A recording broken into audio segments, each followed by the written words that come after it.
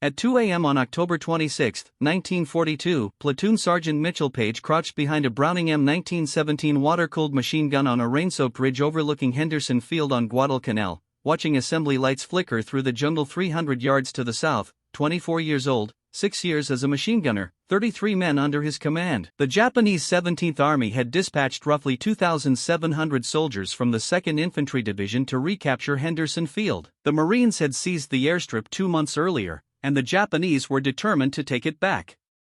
Without Henderson Field, American bombers could not strike Japanese supply routes. Without those bombers, Japan would dominate the Pacific. Page had placed 4 Browning M1917 machine guns along a 1,500-yard ridge south of the airfield. Each gun weighed 93 pounds without water or ammunition.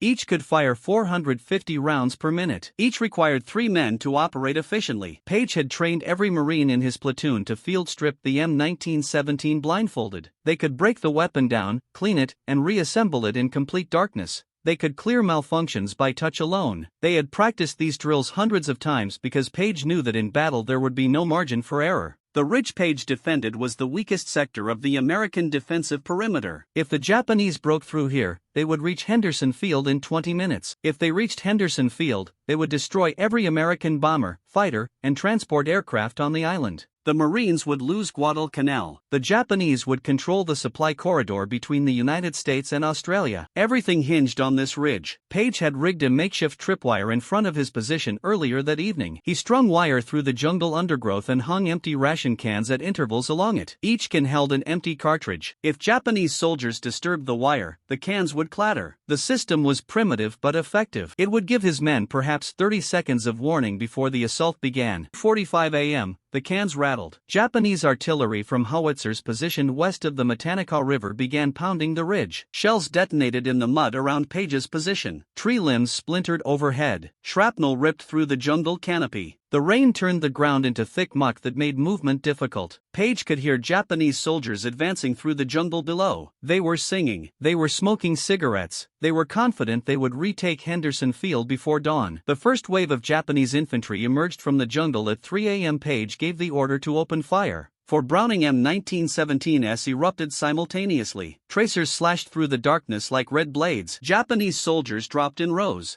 The first ranks collapsed. The second ranks climbed over them. The Marines had zeroed their guns during the afternoon. They knew the precise range to every tree, every bush, every dip in the ground. The Japanese were advancing straight into a kill zone. Page had prepared for this exact moment, but the Japanese kept coming. They climbed over their own dead. They charged through machine gun fire without hesitation. Page could see officers wielding samurai swords leading the assaults. He could see soldiers carrying Bangalore torpedoes to blast gaps in the barbed wire. He could see hundreds more moving through the trees behind the first wave. The sheer weight of numbers was staggering. For every Japanese soldier who fell, 2 more emerged from the jungle. By 4 a.m., 2 of Page's 4 guns had been knocked out. Japanese grenades had killed the crews. Blood mixed with rainwater in the gun pits. Page shifted his remaining men to the 2 operational guns. He moved along the ridge through the mud, directing fire, clearing jams, replacing wounded gunners. A Japanese soldier lunged at him with a bayonet. The blade sliced deep into Page's left hand, nearly severing his fingers. Page drove his K-bar knife into the attacker's neck and kept moving. By 5 a.m., only 1 gun was still firing. By 5:30, Page looked left and right along his position. Every Marine in his platoon was either dead or wounded. 32 men. He was alone. If you want to see how Page held this position alone against 2,700 Japanese soldiers, please hit that like button. It helps us share more forgotten stories. Subscribe if you haven't already. Back to Page. The Japanese were regrouping for another assault. Page could hear officers shouting orders in the darkness. He could hear hundreds of boots slogging through the mud. He had 1 functional machine gun. He had perhaps 2,000 rounds of ammunition left. He had 10 hours until dawn and reinforcements. Page gripped the Browning M1917. The barrel glowed red from sustained fire. The water jacket was nearly empty. He had no crew to assist him. He would have to feed the belt, fire the weapon, and clear malfunctions entirely on his own. And the Japanese were coming again. The Browning M1917 required 3 men to operate at peak efficiency. 1 man fired and adjusted aim. 1 man fed the ammunition belt and cleared jams. 1 man carried spare ammunition and water for the cooling jacket. The gun fired from a cloth belt holding 250 rounds. Each belt lasted 33 seconds of continuous fire. When the belt ran dry, someone had to load a new one while the gunner held position. When the water jacket overheated, someone had to refill it or the barrel would warp and the gun would cease permanently. Page had no one. He was the gunner, the loader, and the ammunition bearer. He would fire until the belt emptied, then reload as Japanese soldiers advanced through the darkness. He would fire again until the water jacket began to steam, then crawl to find water while the barrel cooled. The system was impossible. He attempted it anyway. The next Japanese wave struck at 6 a.m. Page opened fire. The gun recoiled against his shoulder. Spent casings piled around his position. Tracers showed him where the rounds were going. He could see Japanese soldiers falling 50 yards away. He could see more climbing over the bodies. The belt ran empty after 30 seconds. He grabbed a fresh belt with his right hand. His left hand was still bleeding from the bayonet wound. He loaded the belt into the feed tray one-handed while watching the Japanese advance. 20 yards, 15 yards. He slammed the feed cover shut and opened fire again. The Japanese recoiled. By 7 a.m., the barrel was too hot to touch. Steam poured from the water jacket. Page knew the gun would seize if he kept firing. He grabbed an empty canteen and crawled 15 feet to where a dead Marine lay in the mud. The Marine had a full canteen. Page unscrewed it and poured water into the gun's jacket. The water boiled instantly. He poured more. The gun cooled enough to keep firing. At 8 a.m., his original gun jammed. A spent casing had lodged in the receiver. Page cleared it by feel in the darkness, but the gun jammed again 3 belts later. The receiver was damaged. The gun was finished. He abandoned it and crawled 30 yards through mud and bodies to where the second gun sat silent. The crew was dead. The weapon was intact. He dragged it back to his position. 250 rounds remained in the belt. The Japanese attacked again at 9 a.m. Page fired from the second gun. The barrel was cool. The water jacket was full. The gun functioned flawlessly. He killed Japanese soldiers at 40 yards, at 30 yards, at 20 yards. They kept coming. He could smell them now, sweat, gun smoke, and blood. He could hear their boots in the mud. He could hear officers shouting. The belt ran empty. He reloaded. The Japanese fell back again. Page's hands were shaking. Blood from his bayonet wound had soaked his left sleeve. Shrapnel from a grenade had hit his right leg. He could barely see through the darkness and smoke. His ears were ringing from hours of machine gun fire. He had lost track of how many belts he had fired. He had lost track of how many Japanese soldiers he had killed. He only knew they kept attacking and he kept firing. At 10 a.m., the second gun overheated. Page crawled to find water. Every canteen within reach was empty. The dead Marines had already been stripped of water hours ago. He remembered something from training, something desperate. He urinated into the water jacket. The gun cooled. He kept firing. By 11 a.m., Page had been fighting alone for 6 hours. The sun was rising. He could see the battlefield clearly now. Bodies covered the slope in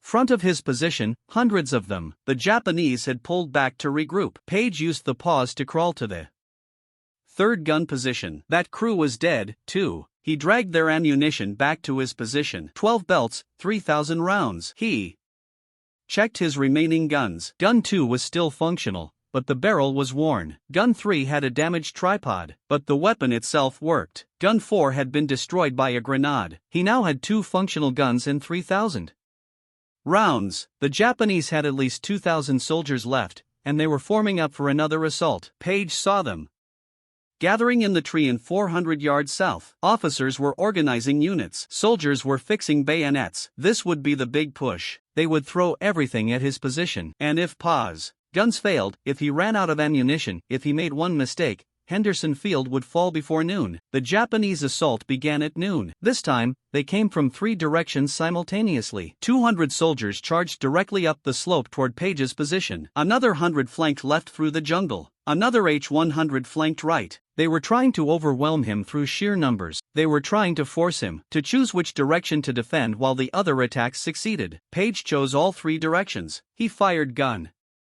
2 at the center assault until the belt ran empty. While the Japanese in the center took cover, he grabbed gun 3 and fired at the left flank. 30 canned bursts. He killed the lead elements and forced them back. Then he dropped gun 3 and returned to gun 2 with a fresh belt. The center assault had resumed. He fired again. The Japanese fell back. He switched to gun 3 for the right flank. He was moving between guns every 30 seconds, firing from different positions, making the Japanese think multiple machine gunners were defending the ridge. The deception worked for 20 minutes. Then the Japanese officers realized only one gun was firing at a time. They adjusted their tactics. They began coordinating their assaults, so all 3 attacks hit simultaneously. Page could only fire one gun. That meant 2 attacks would advance unopposed while he engaged the third. At 12:30 p.m., the right flank broke through. Japanese soldiers reached the top of the ridge 70 yards from Page's position. They were setting up a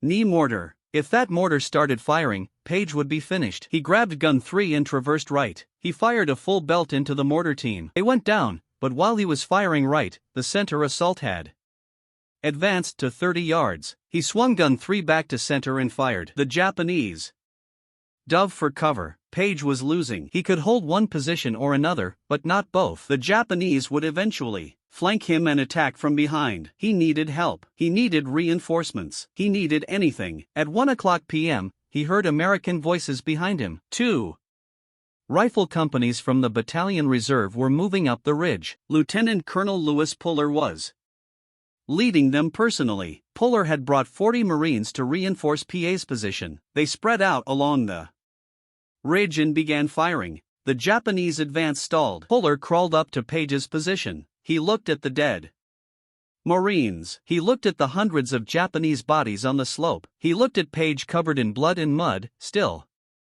firing the machine gun. Puller asked if Page could hold until more reinforcements arrived. Page said he could hold as long as he had ammunition. The Marines dug in. Puller organized the defense. He positioned riflemen to cover the flanks. He brought up 2 more machine guns to support Page's position. He called for artillery support from the batteries behind Henderson Field. Within 30 minutes, American 105mm howitzers were dropping shells on the Japanese assembly areas 400 yards south. The Japanese advance stopped, but Page knew this was temporary. The Japanese still outnumbered the Americans 10-1. They still had fresh troops in the jungle. They would attack again. And when they did, Page would be right back where he started, alone behind a machine gun, fighting impossible odds. At 2 p.m. the Japanese began another assault. This time they sent 500 soldiers straight up the middle. No flanking attacks, no tactics, just mass.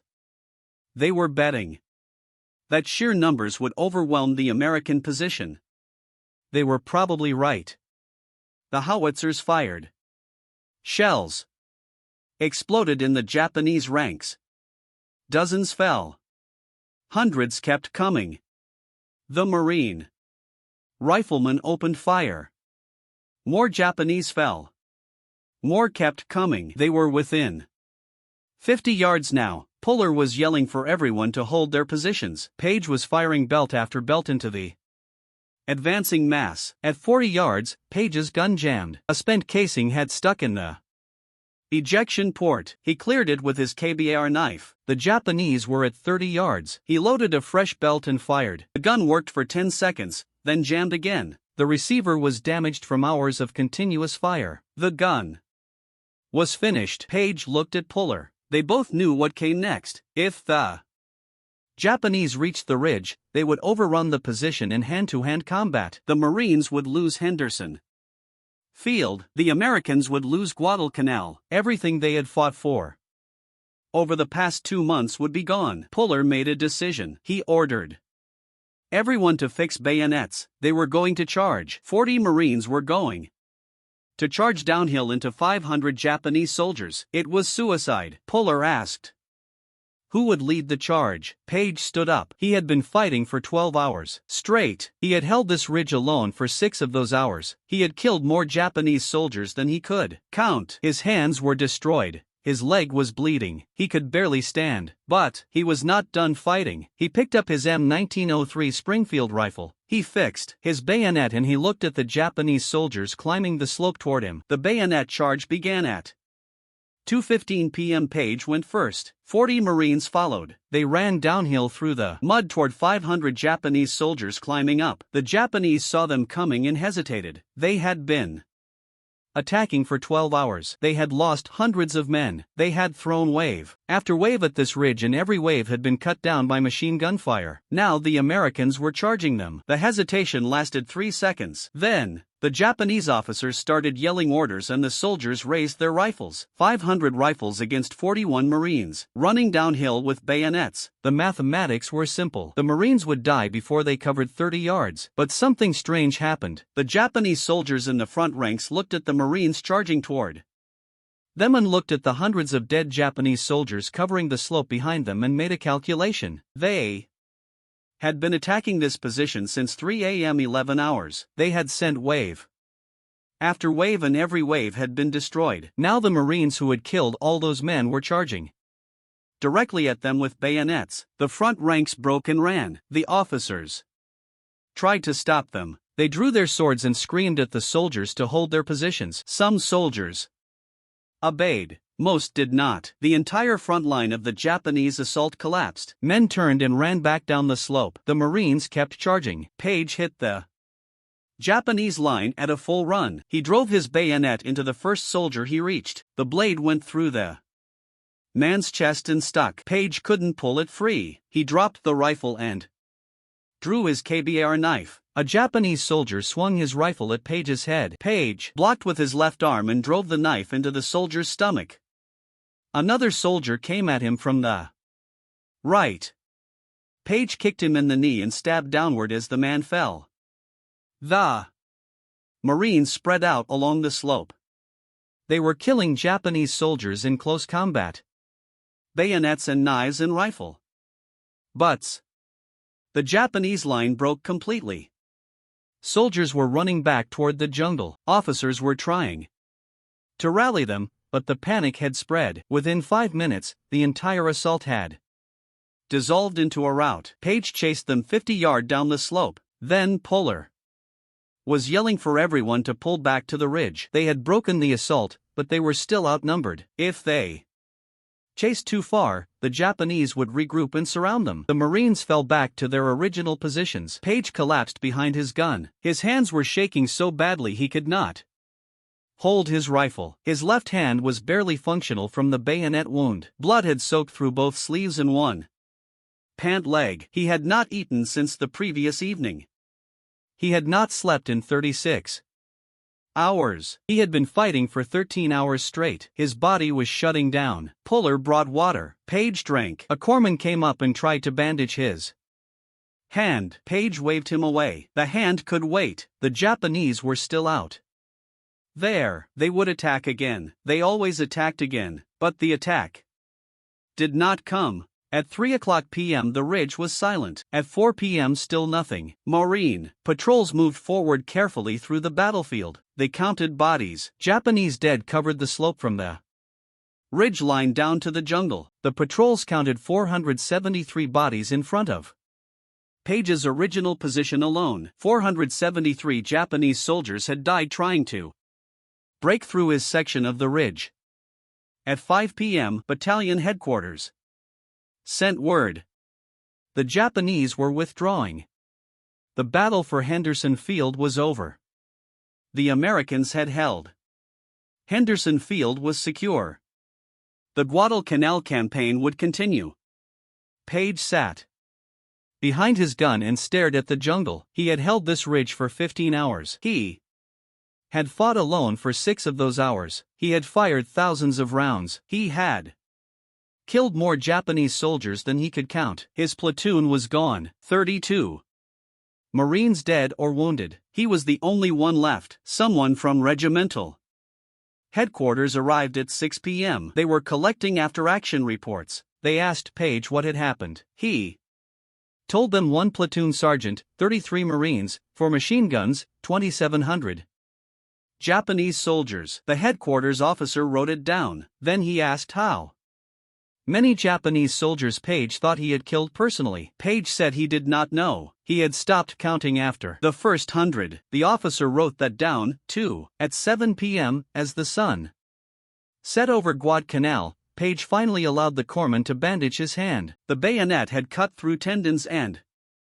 nearly severed 2 fingers. The corpsman said Page needed surgery. Page said the hand could wait. He needed to help Bury his Marines first. On October 27, the day after the battle, Colonel Puller recommended Page for the Medal of Honor. On December 19, 1942, Page was commissioned as a second lieutenant in the field. On May 21, 1943, Marine Corps Commandant General Alexander Vandergrift presented Page with the Medal of Honor in Melbourne, Australia. Page put the medal in a cigar box and mailed it home to his parents. Then he returned to combat. He fought at Cape Gloucester. He fought in New Guinea. He stayed in the Pacific Theater until July 1944. He never spoke about Guadalcanal unless someone asked directly. Years later, historians tried to determine exactly how many Japanese soldiers Page had killed during those 6 hours he fought alone. They examined the battlefield reports. They studied the Japanese unit records. They calculated fields of fire and ammunition expenditure. The most conservative estimate was 140 Japanese soldiers killed by Page personally during those 6 hours. The Browning M1917 machine gun that Page used was designed in 1917 by John Moses Browning. The weapon fired 30 caliber rounds from a cloth belt at a cyclic rate of 450 rounds per minute. The barrel was surrounded by a water-filled cooling jacket that prevented overheating during sustained fire. Without water in the jacket, the barrel would glow red after 200 rounds and warp after 500 rounds. With water, the gun could fire continuously for hours. The gun weighed 93 pounds fully loaded. The tripod weighed 53 pounds. A full ammunition can weigh 22 pounds and contain 250 rounds. A single gun required 3 men minimum to operate it effectively in combat. Required constant coordination between the gunner, the loader, and the ammunition bearer. The loader had to feed the belt smoothly into the receiver while the gunner maintained aim. If the belt twisted or caught, the gun would jam. If the loader fed too fast or too slow, the rhythm broke and accuracy suffered. Page had operated this gun for 6 years before Guadalcanal. He had fired tens of thousands of rounds in training. He knew exactly how the weapon behaved under different conditions. He knew how the belt fed when wet from rain. He knew how the gun pulled left when the barrel heated. He knew the precise moment when the water jacket needed refilling. He knew these things instinctively because he had trained until the gun became an extension of his own body. Most machine gunners in 1942 had 6 months of training. Page had 72 months. Most gunners had fired perhaps 5,000 training rounds before combat. Page had fired 10 times that amount. Most gunners understood the mechanical operation of the weapon. Page understood the soul of it. He could hear when a jam was starting before it happened. He could feel when the barrel was beginning to overheat before the water boiled. He could sense when the ammunition belt was about to catch before the gun stopped firing. This expertise explains how Page survived the first 2 hours alone. Training and experience kept his guns running when they should have failed. But training does not explain how he survived 6 hours. Training does not explain how he moved between multiple gun positions while under fire. Training does not explain how he reloaded belts with a bayonet wound through his left hand. Training does not explain how he kept fighting when his body should have collapsed from exhaustion. The human body has limits. Medical studies conducted after World War II analyzed the physical demands of sustained combat. Researchers found that soldiers could maintain peak performance for approximately 2 hours under high stress. After 2 hours, fine motor skills began to deteriorate. After 4 hours, decision-making ability declined sharply. After 6 hours, most soldiers experienced complete physical and mental exhaustion. Page fought alone for 6 hours. He maintained fine motor skills sufficient to clear gun jams in darkness. He made tactical decisions about which gun to fire and which direction to defend. He moved repeatedly between positions while carrying ammunition. He did all of this with significant wounds and no food or water. By every medical standard available, he should have collapsed after 3 hours. Some historians argue that adrenaline kept Page functioning. The human body produces adrenaline during extreme stress. Adrenaline increases heart rate, dilates blood vessels, and releases glucose for immediate energy. It enables short bursts of enhanced performance. But adrenaline effects last minutes, not hours. The body cannot maintain adrenaline production for 6 hours straight.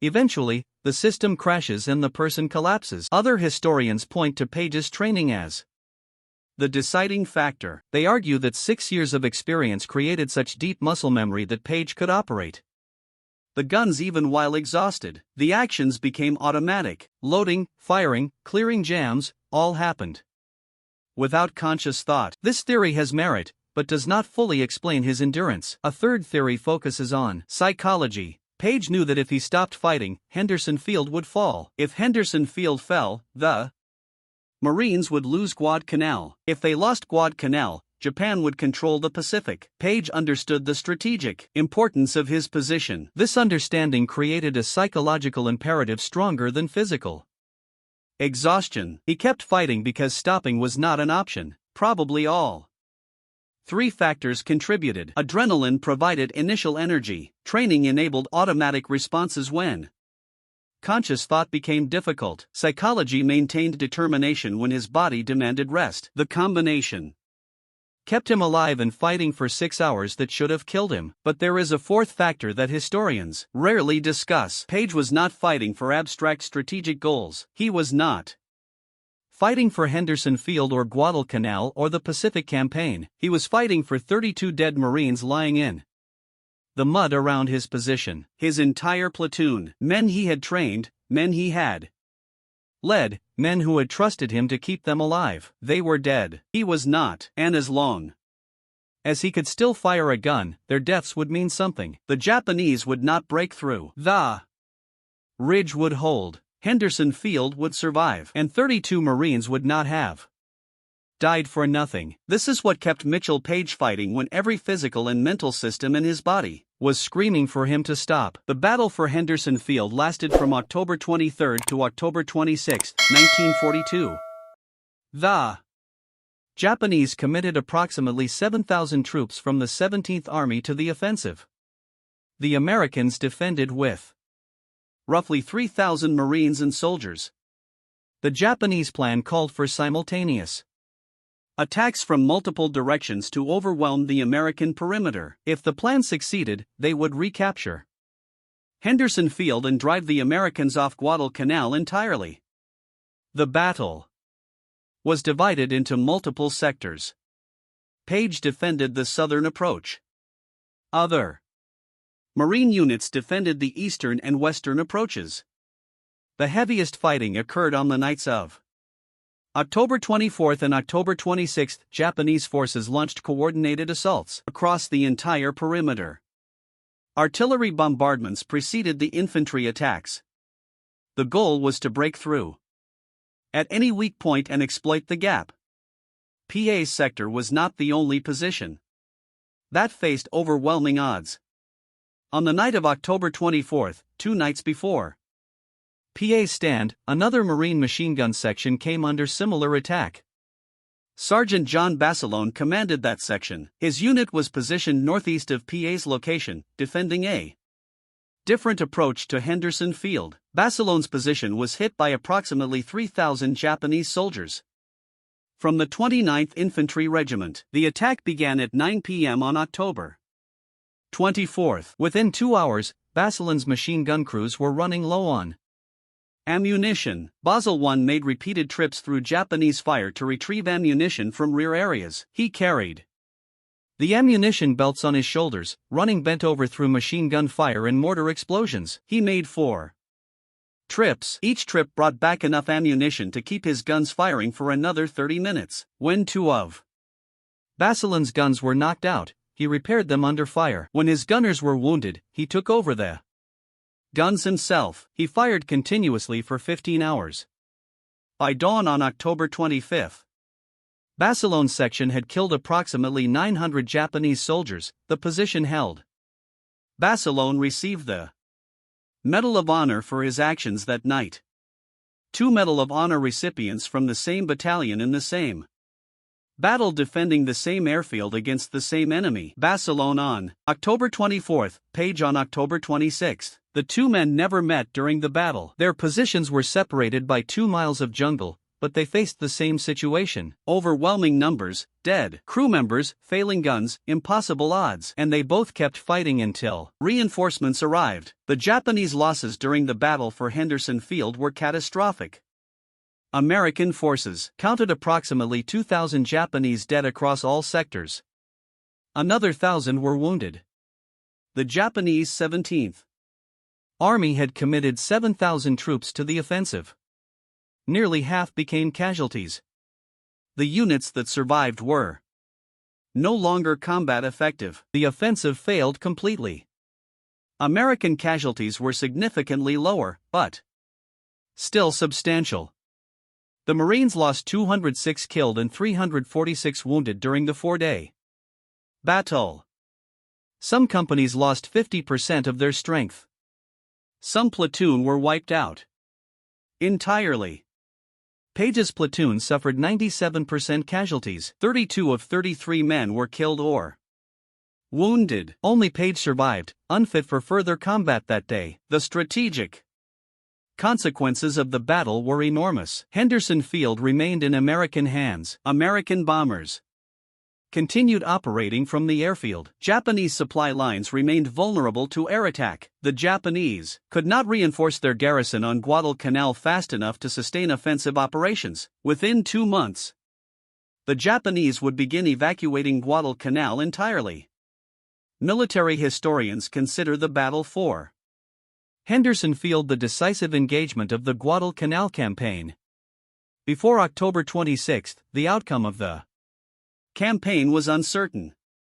Either side could have won. After October 26, Japanese defeat was inevitable. The Americans had proven they could hold Henderson Field against the strongest attack the Japanese could launch. The Japanese had proven they could not retake the airfield no matter how many troops they committed. Pa's defense of the southern ridge was a small part of a larger battle, but it was a critical part. If the Japanese had broken through his sector, they would have reached Henderson Field from the south while other units attacked from the east and west. The Americans would have faced encirclement. The defense would have collapsed. Henderson Field would have fallen. The entire Guadalcanal campaign would have failed. One platoon sergeant holding one ridge for 6 hours prevented that outcome. 32 dead Marines and one man who refused to stop fighting, no matter what happened around him. That was the margin between American victory and Japanese success on Guadalcanal. That was how close the Pacific War came to taking a very different direction. On November 15, 2003, Mitchell Page died of congestive heart failure at his home in Linta, California. He was 85 years old. He had retired from the Marine Corps in 1959 with the rank of colonel. He had served for 24 years after Guadalcanal. He had never spoken publicly about the battle unless directly asked. When asked, he always said the same thing. The Medal of Honor belonged to 33 Marines, not to him. The real heroes were the men who did not come home. But there was something Page did after the war that revealed how deeply Guadalcanal had affected him. Something he dedicated the final decades of his life to accomplishing. Something that connected directly to the 32 Marines who died on that ridge. In the years after World War II, a problem emerged regarding the Medal of Honor. People began claiming they had received the award when they had not. Some did it for personal gain. They wore fake medals at public events. They claimed veteran benefits they had not earned. They told stories about heroic actions that never happened. Others did it for social status. Wearing a Medal of Honor brought respect and attention. Some people wanted that respect without earning it. This was more than simple fraud. The Medal of Honor represents something specific. It represents actions beyond normal duty. It represents soldiers who faced death and kept fighting anyway. It represents the absolute limit of human courage under the worst possible circumstances. When someone wears a fake Medal of Honor, they diminish every real recipient. They steal honor from men who actually earned it. Congress recognized this problem and made it a federal crime to falsely claim receipt of the Medal of Honor. The law carried penalties, including fines and imprisonment, but enforcement was difficult. The military maintained records of Medal of Honor recipients, but those records were not always easily accessible. Local police departments did not have the resources to investigate every suspicious claim. Many fraudulent recipients continued operating for years without consequences. Mitchell Page became personally involved in stopping this fraud. After retiring from the Marine Corps in 1959, he joined the Congressional Medal of Honor Society as a liaison officer. Part of his role involved working with the Federal Bureau of Investigation to identify false recipients. When someone claimed to have received a Medal of Honor, Page would verify the claim against official records. If the claim was false, he would notify the FBI. The FBI would investigate and prosecute if sufficient evidence existed. Page took this work seriously. He investigated hundreds of cases over several decades. He traveled to public events where fake recipients appeared. He examined their medals. He asked questions about their service. He checked their stories against historical records. When he found discrepancies, he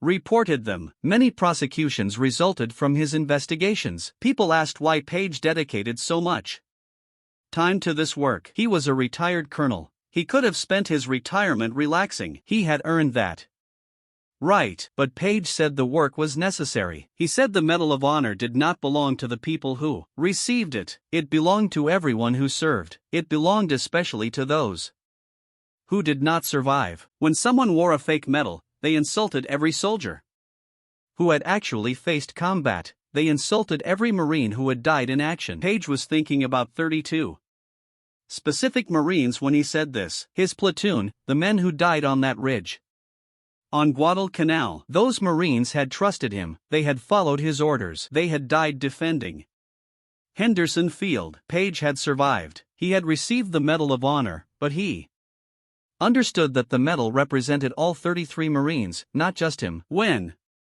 someone wore a fake Medal of Honor, they were stealing honor from those 32 dead Marines. This was personal for Page. This was about protecting the memory of men who could not defend themselves. This was about ensuring their sacrifice maintained its meaning. This was about preventing fraudulent people from diminishing what those Marines had done. On October 26, 1942, Page worked on these investigations until his health declined in his final years. He personally helped identify and prosecute dozens of fraudulent Medal of Honor claims. He protected the integrity of the award. He protected the honor of men like John Basilone, who had died at Yoima in 1945. He protected the honor of the 32 Marines who died on that ridge at Guadalcanal. In 1998, toy company Hasbro created a G.I. Joe action figure based on Mitchell Page. The figure wore a Marine Corps uniform and carried a machine gun. It was part of a series honoring Medal of Honor recipients from each branch of the military. Page was selected as the Marine Corps representative. The figure came with a small booklet explaining his actions on Guadalcanal. Thousands of these figures were sold. A new generation of children learned about what happened on that ridge. In 1999, Page received a star on the Palm Springs Walk of Stars. The ceremony recognized him as one of 5 Medal of Honor recipients from the Southern California desert area. Local veterans groups attended. Page gave a brief speech. He said the star should honor all Marines who fought on Guadalcanal, not just him. He said the real heroes were buried in military cemeteries across the Pacific. A museum at Marine Corps Base 29 Palms was dedicated to Page. The museum displayed his uniform, his Medal of Honor, and artifacts from Guadalcanal. Visitors could see the type of machine gun Page had used. They could read his citation. They could learn about the battle for Henderson Field. The museum educated thousands of Marines about their history. It kept the memory of Guadalcanal alive for new generations. On March 23, 2003, 8 months before his death, Page finally received his Eagle Scout Award. He had earned the rank in 1936 at age 17, but had never received the physical award because he left home to join the Marines. The Boy Scouts of America held a ceremony 67 years later. Page was one of only 7 men to be both an Eagle Scout and a Medal of Honor recipient. When Mitchell Page died on November 15, 2003, he was the last surviving Medal of Honor recipient from the Guadalcanal campaign. John Basilone had died at Ioima in February 1945. The other Guadalcanal recipients had passed away over the decades. Page was the final living connection to those battles. With his death, the last eyewitness to what happened on Henderson Field was gone. Page was buried with full military honors at Riverside National Cemetery in Riverside, California. Marines in dress blue uniforms carried his casket. A firing party fired 3 volleys. A bugler played taps. The flag that covered his casket was folded and presented to his family. Hundreds of Marines attended the funeral. They came to honor a man who had defined what it meant to be a Marine. They came to honor someone who had held the line when holding the line seemed impossible. The official citation for PA's Medal of Honor describes his actions in formal military language. It states that he continued to direct the fire of his gunners until all his men were either killed or wounded. It states that he fought alone against the deadly hail of Japanese shells. It states that he moved from gun to gun, never ceasing his withering fire against the advancing hordes until reinforcements finally arrived. Then it states that he dauntlessly and aggressively led a bayonet charge, driving the enemy back and preventing a breakthrough in our lines. These words describe what happened, but they do not explain why it mattered. They do not explain what Henderson Field meant to the Pacific War. They do not explain what would have happened if Page had stopped fighting. They do not explain the strategic consequences of one Marine holding one ridge for 6 hours.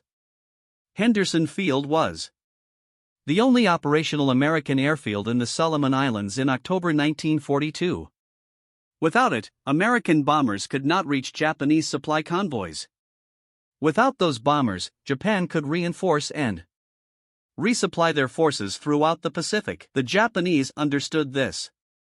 That is why they committed 7,000 troops to retaking the airfield. That is why they accepted catastrophic casualties trying to break through the Marine perimeter. Henderson Field was worth any price. If PA's sector had collapsed on October 26, the Japanese would have reached the airfield. They would have destroyed the bombers and fighters parked there. They would have captured the fuel dumps and ammunition stores. The Marines would have been forced to evacuate. Guadalcanal would have remained under Japanese control. The first American offensive in the Pacific would have failed. The strategic implications extend beyond Guadalcanal. American war planners based their entire Pacific strategy on controlling key islands and using those islands as air bases for further advances. Guadalcanal was the test case. If the strategy failed at Guadalcanal, it would be abandoned. The Pacific War would have taken a completely different course. The timeline for defeating Japan would have extended by years. Thousands of additional American lives would have been lost. This is what one Marine prevented by refusing to abandon his position. This is what 33 Marines died protecting. This is why their sacrifice mattered so profoundly to the outcome of World War II. Mitchell Page understood this. He understood that October 26, 1942 was not just about holding a ridge or defending an airfield. It was about 32 Marines whose names most people would never know. It was about men who did their duty and died doing it. It was about making sure their deaths accomplished something meaningful. That is why he kept fighting when fighting should have been impossible. That is why he led a bayonet charge when charging was suicide. That is why he spent decades after the war protecting the honor of Medal of Honor recipients. Because honor was all those 32 Marines had left. If this story moved you the way it moved us, do me a favor, hit that like button. Every single like tells YouTube to show this story to more people. Hit subscribe and turn on notifications. We're rescuing forgotten stories from dusty archives every single day. Stories about machine gunners and platoon sergeants who held impossible positions with courage and training. Real people, real heroism. Drop a comment right now and tell us where you're watching from.